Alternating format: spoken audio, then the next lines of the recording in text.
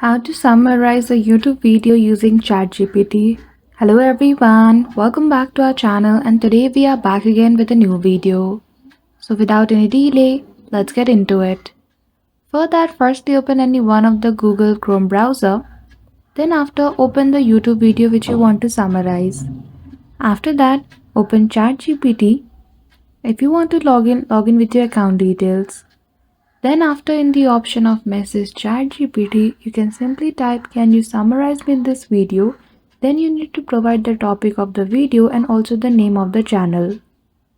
So here I'm trying to summarize a video related to this game provided by the PlayStation channel. So I will simply copy and paste the title and write the channel name by PlayStation.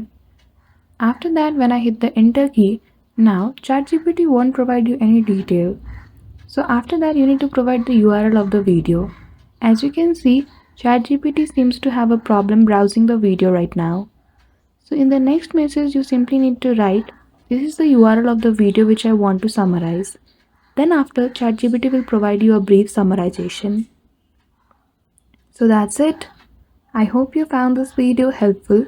If you did, don't forget to give it a thumbs up and subscribe to our channel for such tutorial. Thank you for watching till the end.